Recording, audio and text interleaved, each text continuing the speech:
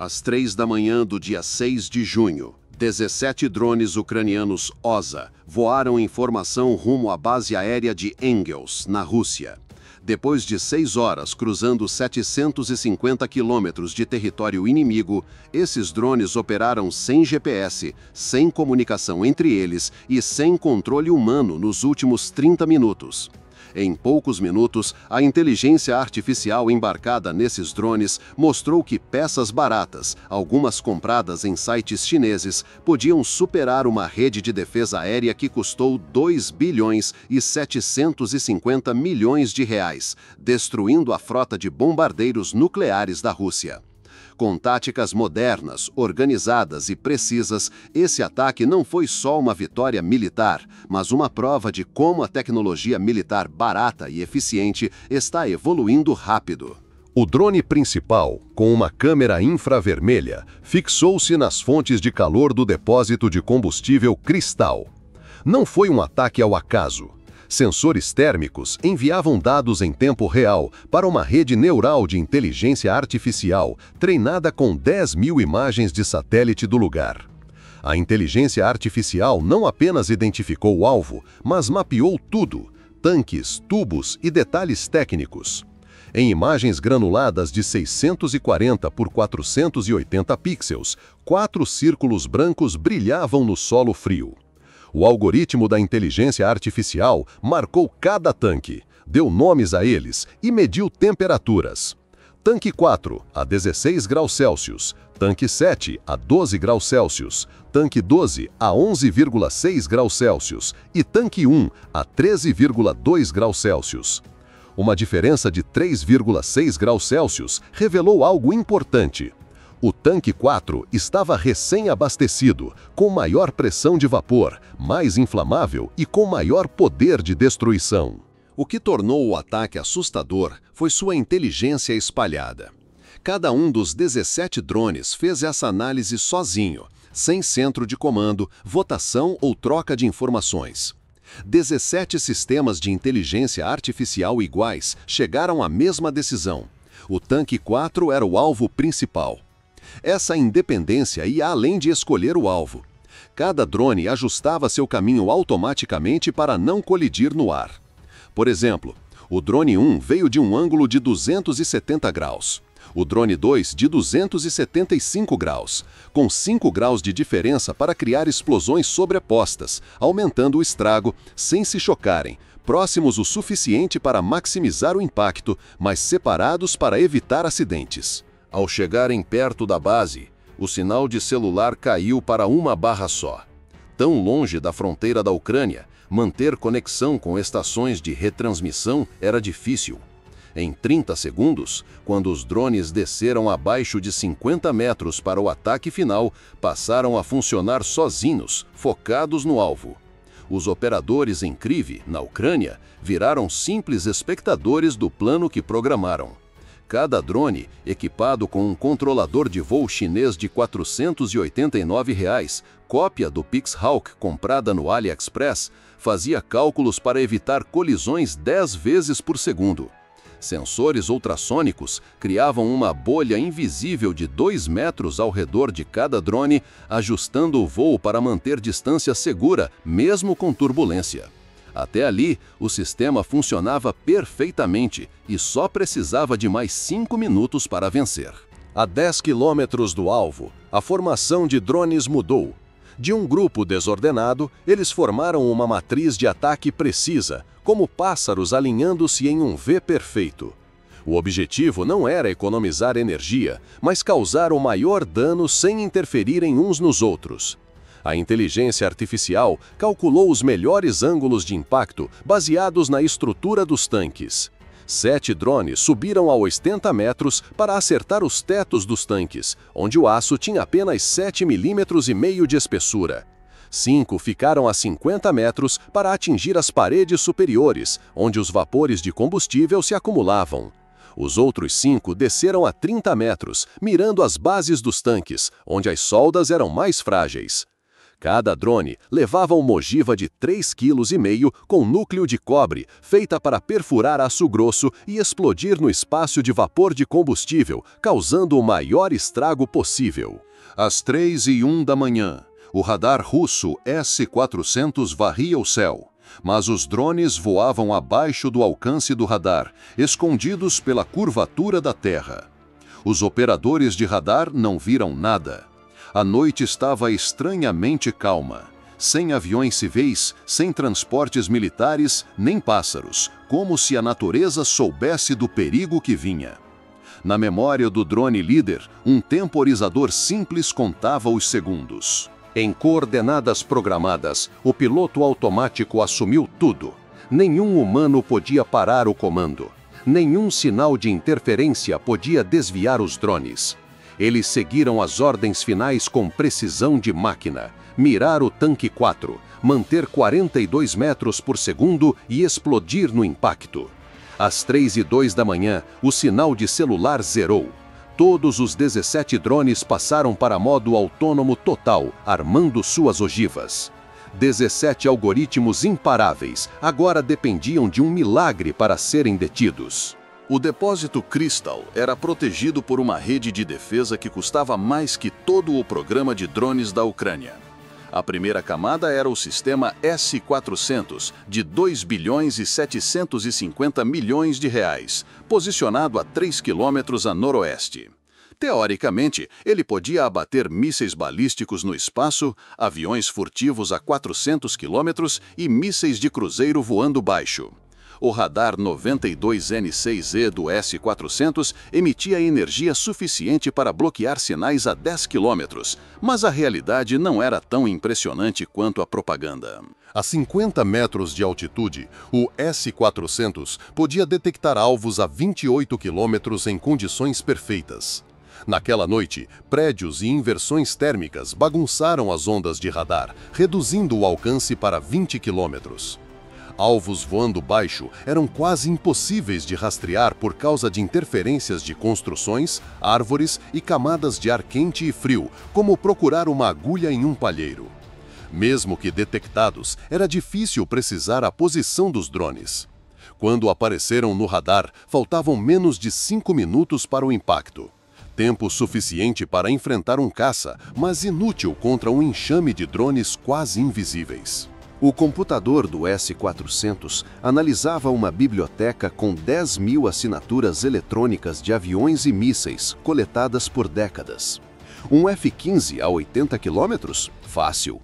Um míssil ar-terra? Sem problema. Mas um quadricóptero com uma assinatura de radar parecida com a de um pássaro, voando na velocidade de um avião? O sistema não tinha dados para isso, marcando como desconhecido ou baixa prioridade. Até as defesas reservas tinham problemas. 4 sistemas Panzer S-1, cada um valendo 82 milhões e meio de reais, protegiam o depósito como sentinelas. Cada Panzer S-1 tinha 12 mísseis 57 E6 e canhões duplos de 30 mm, anunciados como capazes de derrubar mísseis de cruzeiro e bombas inteligentes. Mas os comerciais escondiam um detalhe. O alvo precisava ter pelo menos 1/10 de metro quadrado de assinatura de radar. Os drones OSA, com 1/100 de metro quadrado, eram 10 vezes menores. Acertá-los não era impossível, mas era como atirar em um mosquito com uma espingarda. As câmeras térmicas do Panzer viam os drones, mas calcular o tiro era um pesadelo. O míssil 57 E6 precisava de orientação contínua por radar. Mas rastrear um drone de plástico era como apontar uma lanterna para um gato preto no escuro. A orientação falhava e os sensores de proximidade, ajustados para aviões de metal, muitas vezes ignoravam materiais compostos. Os russos sabiam que drones eram perigosos, então usavam bloqueadores de GPS POL 21 em locais importantes, criando bolhas eletromagnéticas para confundir drones ocidentais. Eles enviavam sinais GPS falsos, fazendo os drones pensarem que estavam no meio do Oceano Pacífico. Mas os russos não contavam com uma coisa. Os drones OSA da Ucrânia usavam navegação antiga, como bússolas magnéticas, acelerômetros e posicionamento inercial, como na Segunda Guerra Mundial. Sinais de interferência que poderiam parar drones caros de reconhecimento não faziam efeito. Uma guerra high-tech virou uma luta corpo a corpo, onde a simplicidade venceu. Engels 12 tanques cilíndricos, cada um com 20 metros de diâmetro e 2.200 toneladas de combustível, ficavam a 30 metros uns dos outros. Projetados em 1962, esse espaçamento ajudava na manutenção e evitava que uma bomba destruísse vários tanques. Mas ninguém imaginou enxames de drones com ogivas especiais. O sistema de combate a incêndios do depósito parecia ótimo na sala de controle, com luzes verdes mostrando 50 mil litros de espuma prontos, sprinklers a cada 10 metros e sensores térmicos atentos. Mas ele foi feito para um incêndio só, não para várias explosões ao mesmo tempo. Os drones estavam a 15 quilômetros do alvo, vindo rápido e sem parar. Nas telas de radar da base, os operadores viam o caos de sempre.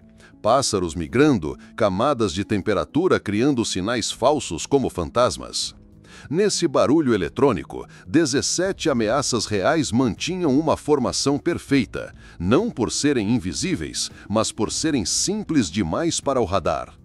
Às 3h03 da manhã, um operador viu um sinal na tela de um Pantsir S1 e gelou. O alvo estava a 8 quilômetros, a 50 metros de altura, voando a 151 quilômetros por hora. Ele sabia, lento demais para um míssil, rápido demais para um pássaro, baixo demais para ser algo normal. Ele apontou a torre óptica para o alvo, dando zoom total. A câmera térmica mostrou um sinal fraco contra o solo frio. 4 rotores, um corpo, claramente um drone, mas menor que qualquer coisa conhecida. Então outro sinal apareceu, e mais outro. Ele contou, com a boca seca, 17 alvos espalhados por 3 quilômetros. O contador de distância gerava 7 quilômetros, depois 6,5. A essa velocidade, o impacto viria em 130 segundos. Sem esperar ordens, ele apertou o botão de disparo automático, ignorando travas de segurança. O primeiro míssil 57E6 voou, soltando fogo e fumaça. Em 3 segundos, seu motor atingiu 2 vezes e 8 décimos a velocidade do som, indo para o drone líder.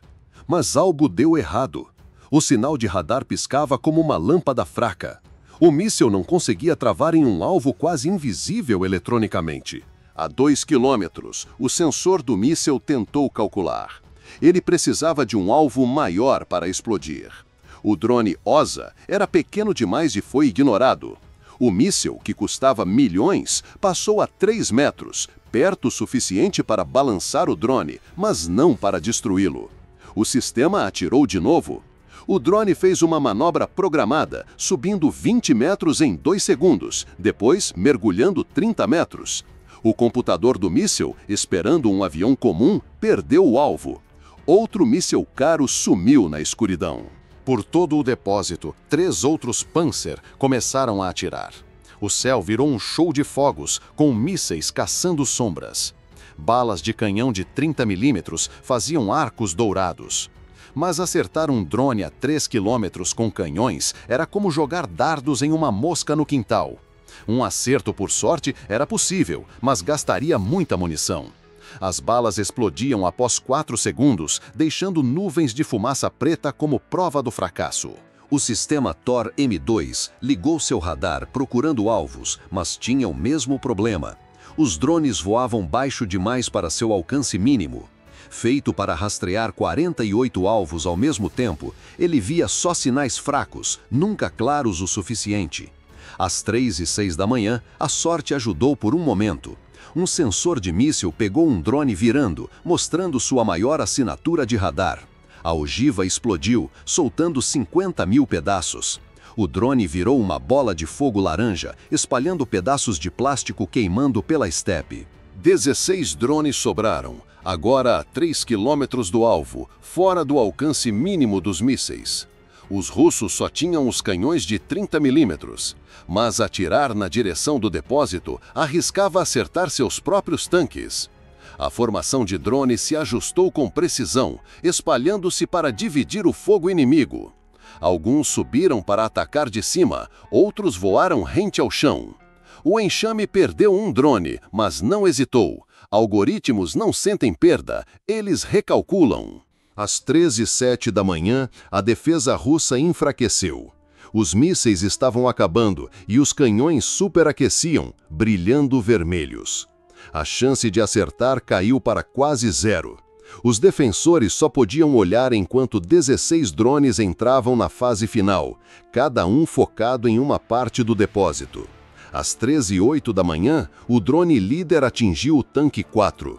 Sua ogiva de 3,5 kg com núcleo de cobre furou o teto de aço de 7,5 mm como papel. A explosão veio 0,3 segundos depois, dentro do espaço de vapor acima de 2.200 toneladas de combustível. O que aconteceu depois foi impressionante e aterrorizante. A explosão gerou uma onda de choque a 2.800 metros por segundo na mistura de combustível e ar. Não era uma bola de fogo de filme, mas uma explosão que transformava líquido em gás, expandindo rápido demais para o tanque aguentar. O teto voou. As paredes do tanque 4 se abriram como uma casca, liberando uma onda de combustível em chamas. Aquecido a 1.800 graus Celsius, o combustível passou por barreiras feitas para vazamentos, não para desastres. Segundos depois, as chamas pegaram tubos ligados ao tanque 5. Tubos de aço, feitos para 20 atmosferas, viraram estopins para a próxima explosão.